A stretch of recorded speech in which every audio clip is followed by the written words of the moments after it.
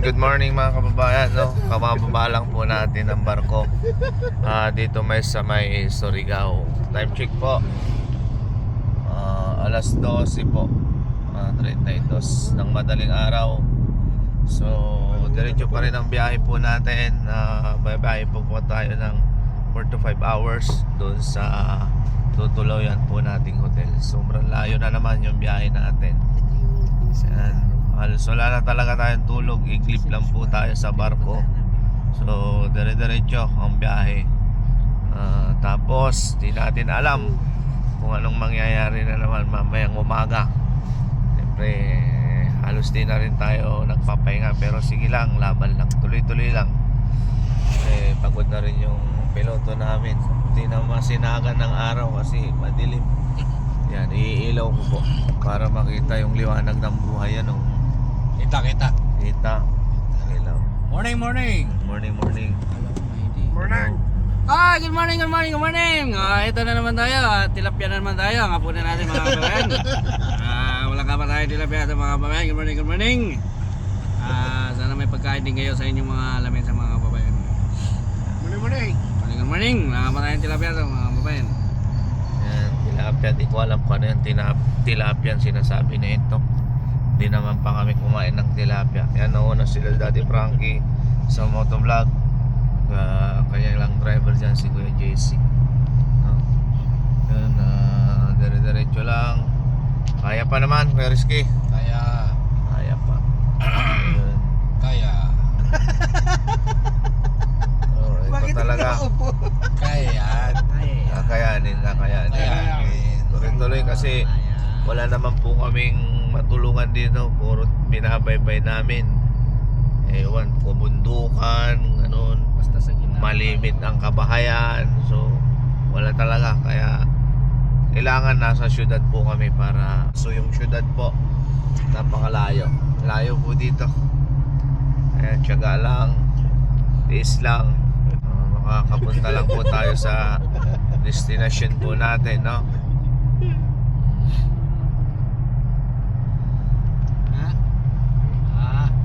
Pang. Diretso lang. So kung 4 hours to 5 hours makakarating po tayo doon. 4 to 5 din po ng umaga na po yun. Pahinga lang unti, ligo, kain, mission na naman. Wala na, inaano na ako, nahahalak-halak na ako. Sipon, medyo mahina katawan. Pero sige lang, para makapagkatid tulong lang sa inyo mga kababayan. Good morning.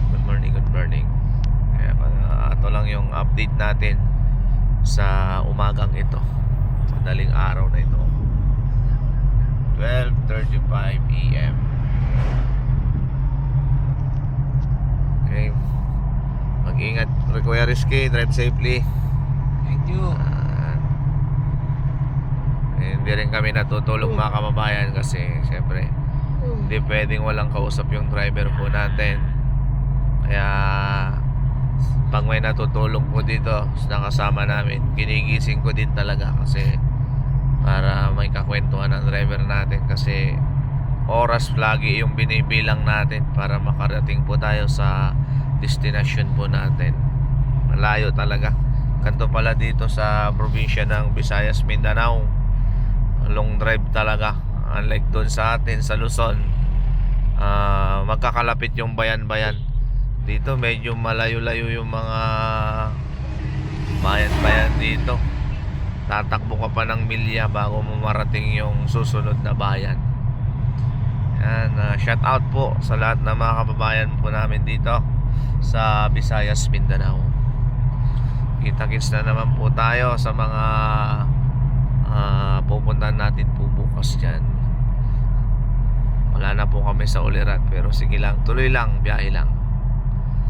Good morning mga kababayan. Time check po tayo. Alas 2 ng madaling araw. Mahaba-haba pa po yung biyahe natin. Habang paglalakbay pa po ito. Good morning sa lahat. Alam ko masarap na maimbing na yung tulog ng lahat. Pero kami gising pa. Nagbiyabiyahe pa sa daan. Ano mga kababayan, diretso biyahe pa rin till now. Walang katapusang kalsada. Masama dito, walang street light, very risky. Kaya nga. Kaya pa ba? Kaya ba? Kailangan malakas ang ilaw. Yan. Time check mga kababayan. Alas 3 na po. Ang madaling araw, umaga yun. Medyo magalaw kasi hindi maganda yung kalsada. Medyo bako-bako yan. Alas 3 na po.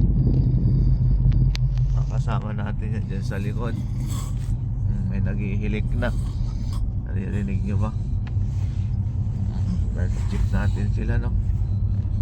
Kung mga ano, pero hindi na makita. Check natin, oh.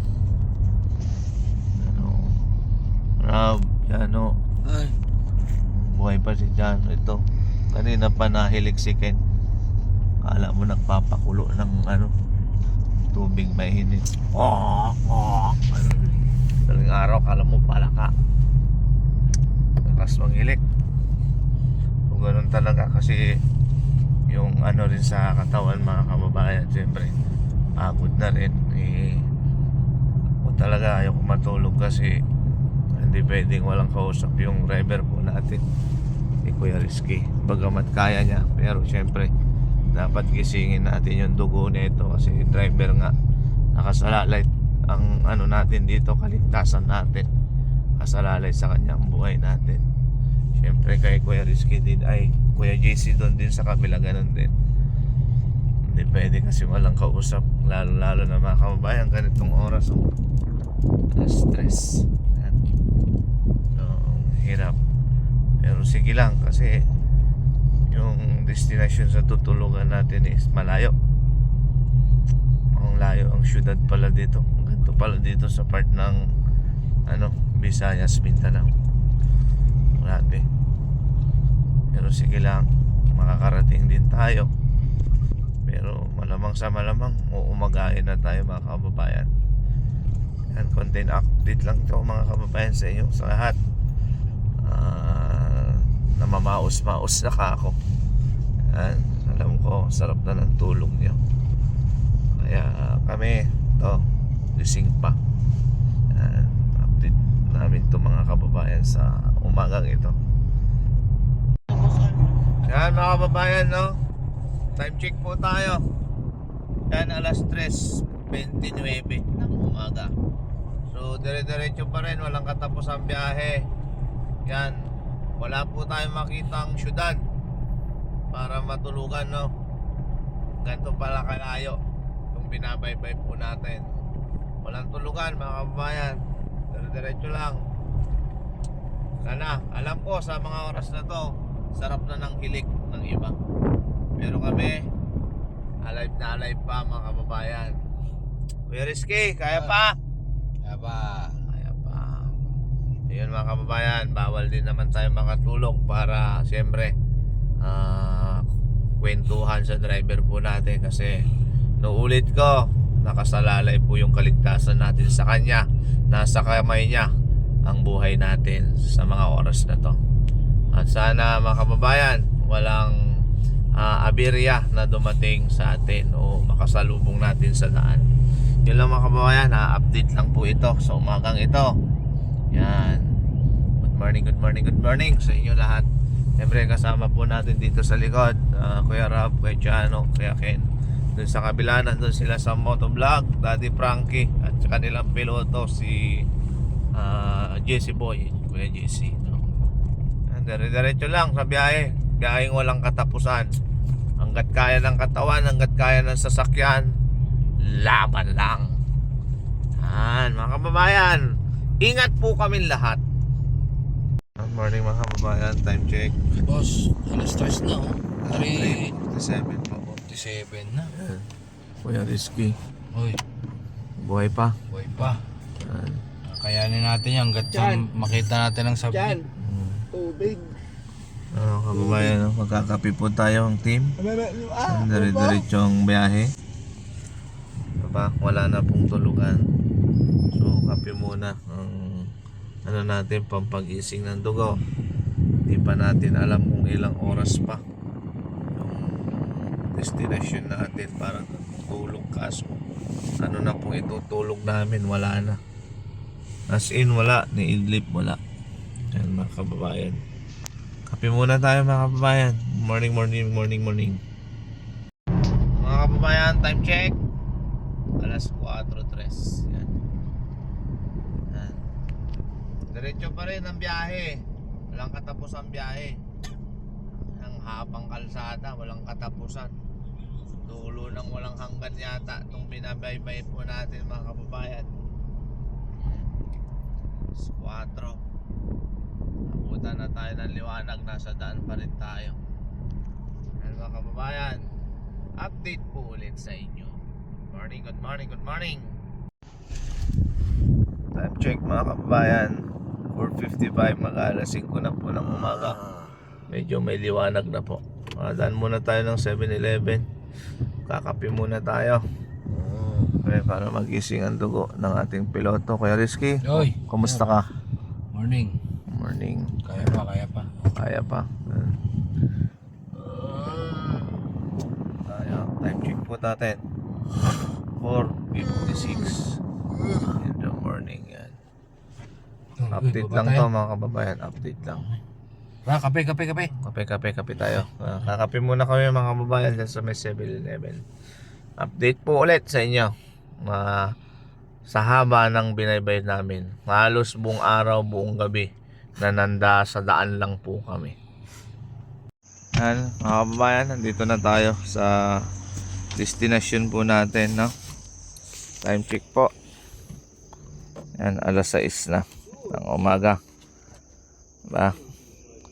6 AM.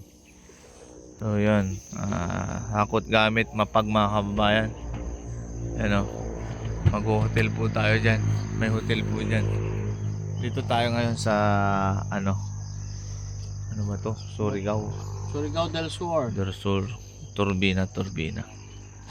Yan. Hakot muna gamit. Dami kong gamit. Yan. Ang gamit natin. Yan mga kababayan, no? Halos wala pa ng tulog lahat. Tutulog lang kami daw, sabi ni Daddy Frankie. Yung mga 3 hours tapos mission na. Kaya abang-abang po tayo dyan sa mga possible na matulungan po natin. Yan. Ito lang muna sa ngayon yung update natin ng mga kababayan.